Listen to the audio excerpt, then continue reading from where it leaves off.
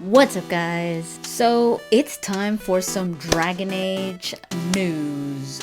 Woo! So Dragon Age 4 has been under the fans' radar pretty much since the end of Dragon Age Inquisition, like the end of Trespasser. The way that it ended, it was like, if you don't think that there's going to be another Dragon Age, you weren't paying attention. It just needed to say to be continued. They finally did say, it is in the works, it is a possibility that it will be made, but right now all the focus is on Anthem, obviously. That's usually how BioWare and a lot of developers work. They'll just focus on one project, which is the smart thing to do. This is going to be the first Dragon Age without David Gator and without Mike Laidlaw, who just recently left. How is that going to affect Dragon Age? Now, they're not the only ones that made Dragon Age. There's still a big team that had worked on it. And then you still have like Patrick Weeks. Patrick Weeks was Solas's writer. We kind of already know with the way that Trespasser ended that Solas is possibly going to be in the next Dragon Age, possibly even the main bad guy. That's something that has me curious to know what they're gonna do when it comes to the writing, to the story.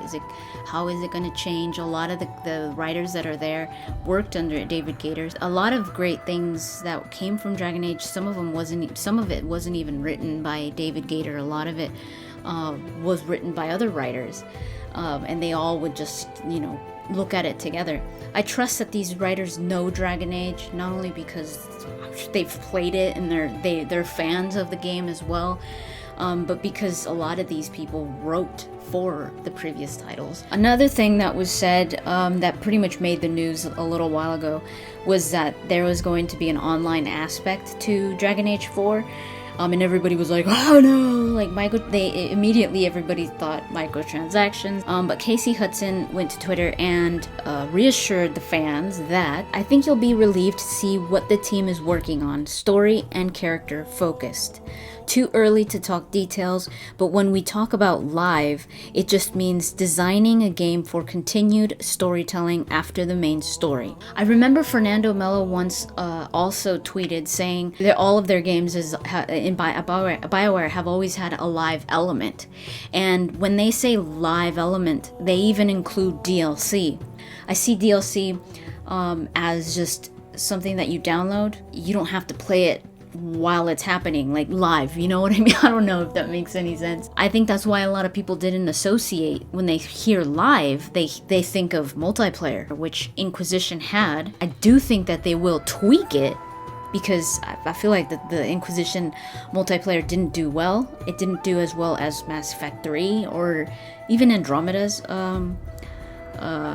multiplayer. I don't think they're going to get rid of it, because it seems like EA wants to stick to games with multiplayer. And even Inquisition's multiplayer had microtransactions. Like, it was like, do you want to buy this thing? Like, you could buy this loot box, or you could just grind and get it. Sounds like there's just going to be the same thing that was in Inquisition, like DLCs, multiplayer, and microtransactions within the multiplayer. That's what it sounds like to me.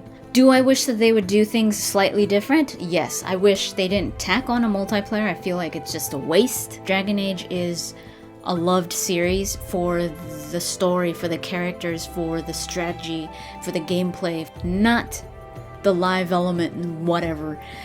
That's not what makes people still go back to this day to play Dragon Age Inquisition. I mean, Inquisition got Game of the Year, and it's like they should strive for that.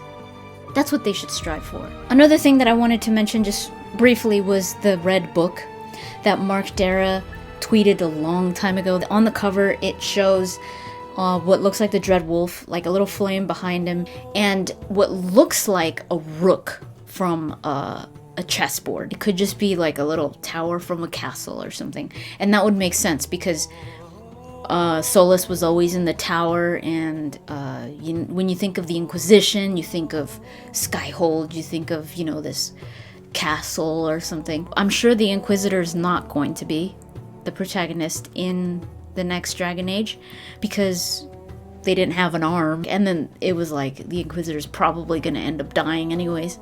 Why would it be a rook? People think that it could be tied to Solus's tarot card, which is called the Tower.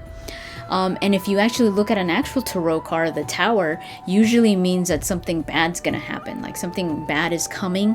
But it could also be liberating. With everything that Solus has said, it makes sense. But it also makes a little bit of sense if it's a rook, because in chess, a rook is one of the most important pieces. It's, aside from the queen, the rook is the second most important. There's a lot of strategy behind the rook, not only because of how you use it, but because you don't want to lose it.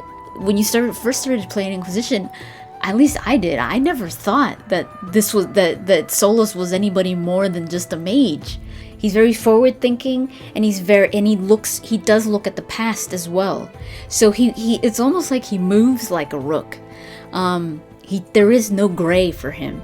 And I mean, if you also remember, Solus had like a mental game of chess with Iron Bull in their banter, if you ever took them together. Please let me know in the comments down below what you guys think of a good idea for a possible multiplayer for a game like Dragon Age. If you do like the video, please give it a like, and don't forget to subscribe. So that's pretty much it. Thanks so much for watching, and I'll talk to you guys later.